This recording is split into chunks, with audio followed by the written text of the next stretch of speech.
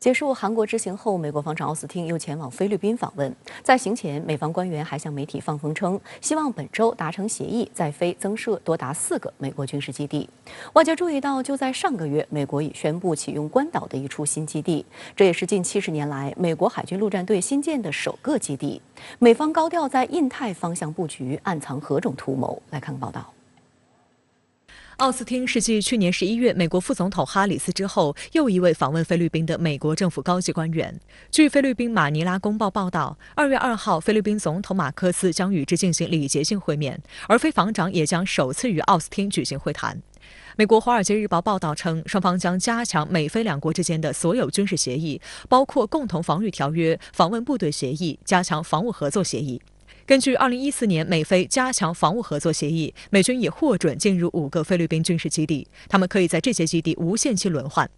据白宫的说法，美国将斥资8200万美元对现有的5个军事基地进行新建或者改造，并增加对当地的投资。奥斯汀此访最重要的议题就是希望本周与菲律宾达成协议，在菲增设多达4个美国军事基地。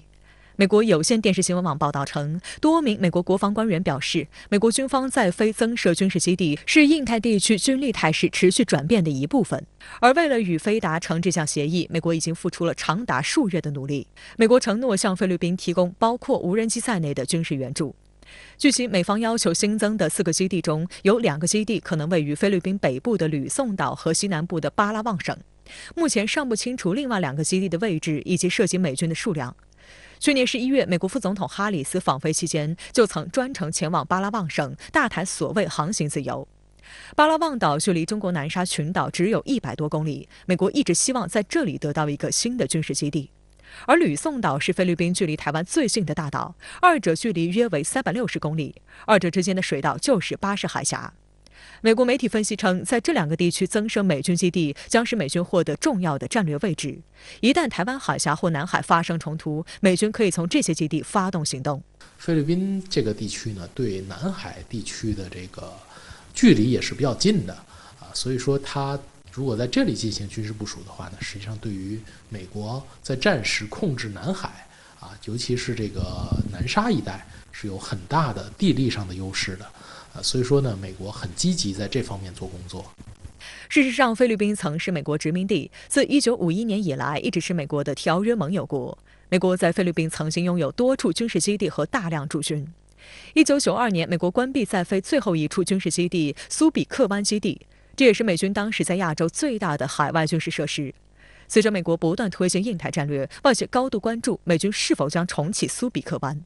菲律宾总统马克思在1月举行的达沃斯论坛上曾表示，他预计美国和菲律宾之间的军事关系将加强，但排除了重启美军在苏比克湾和克拉克的前军事基地的可能性。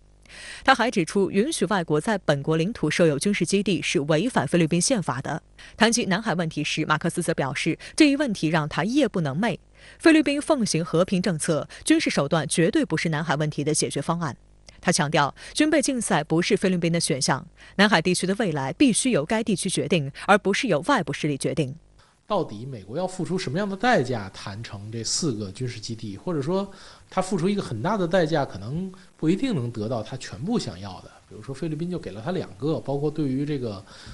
军事部署的这个规模有一定的限制啊，这都是很有可能的。所以我觉得现在呢还在一个 僵持期，而不是在一个就是说可以确定的时间，但是我觉得，美国不会一无所得的，一定会得到一部分或者大部分他想要的东西。值得注意的是，在所谓第一岛链北部方向的日本，美军近年来也在强化军事存在。本月早些时候，美国宣布在冲绳部署一支海军陆战队滨海作战团，该部队拥有先进的情报和监视能力，以及发射反舰导弹的能力。 一名美国官员称，此举是多年来美国在该地区军事力量态势的最重大调整之一。冲绳岛距离台湾北部不到400公里，美方还支持日本在宫古海峡的南北两端部署射程超过1000公里的导弹。此外，1月26号，美国海军陆战队正式启用了太平洋战略要地关岛的布拉兹营基地。 这是美国海军陆战队近70年来新建的首个基地，能够容纳5000名海军陆战队员。司令伯格上将当天表示，关岛是一个起到战略中心作用的好地方，将为陆战队、联合作战部队、盟友和伙伴们提供极好的训练机会。值得注意的是，布拉斯营基地是依据美国和日本2012年签署的一项协议建立的，总耗资86亿美元当中的30亿美元由日本提供。那项协议计划将数以千计的美国海军陆战队及其家属调离日本冲绳，一方面减轻美国驻军对当地小区的负面影响，另一方面在面对中方军力不断增强时，调整美国在西太平洋地区的兵力部署。美海军陆战队网站资料显示，布拉斯营基地为加强印太地区安全与稳定，担负起美军的战略后勤中心作用，为美国国防部掌握威慑和防御能力扮演关键角色。此外，美国空军据信也在位于关岛附近的天宁岛扩建机场。分析人士认为，该机场完成扩建后，很可能被美军当作关岛安德森空军基地的备份，为其在西太平洋地区的行动提供支持。相关话题来连线特约评论员石红。石先生您好。美国防长奥斯汀访问韩国，承诺将在韩国部署更多美军战略武器。而韩国总统尹锡悦此前宣称，美韩正讨论联合策划和联合演习运用美国核战力的方案。那么这些信息是否意味着美国向韩国打开核保护伞？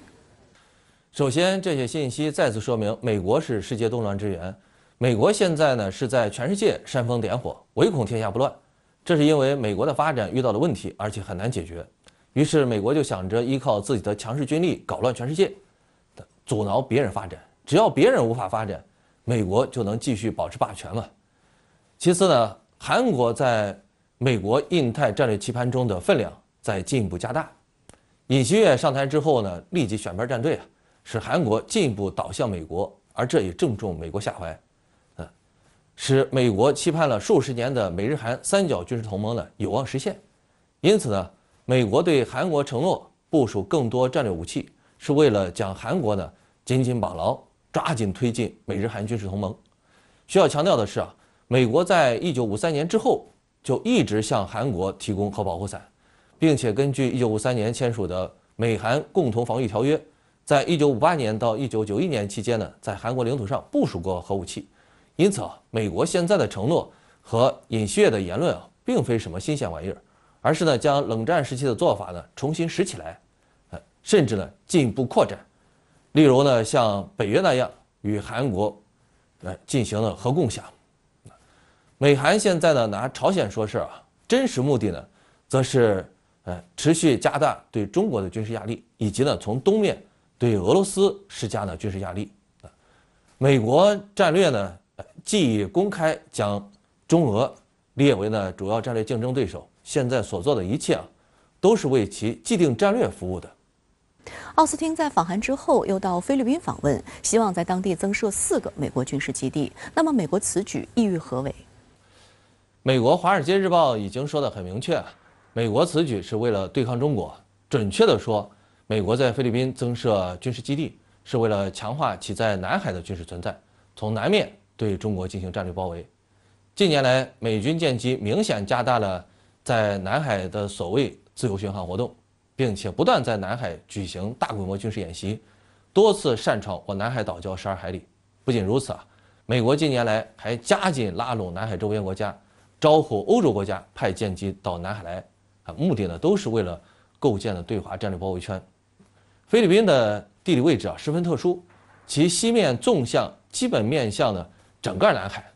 而其东面呢是广阔的菲律宾海。冷战时期呢，美国就是通过在菲律宾设置的苏比克湾海军基地和克拉克空军基地，对南海的控制力非常强。后来美国虽然被迫撤离了菲律宾，但美国呢又通过1998年与菲律宾签署的访问部队协议，让美军再度重返菲律宾。但美国呢对此并不满足，因为现在设置在菲律宾的美国军事基地规模都不大，难以支撑大量的美国海空兵力进驻，所以美国现在呢就想通过呢在菲律宾增设呢新的军事基地，来加强美军在菲律宾的军事存在。此外呢，美国可能还会对菲律宾进一步施压，让菲律宾同意将现在的美军临时部署方式改为永久部署方式，以便呢对南海实施更强的控制。好的，也谢谢石先生跟我们共同在线分享您的观点，谢谢。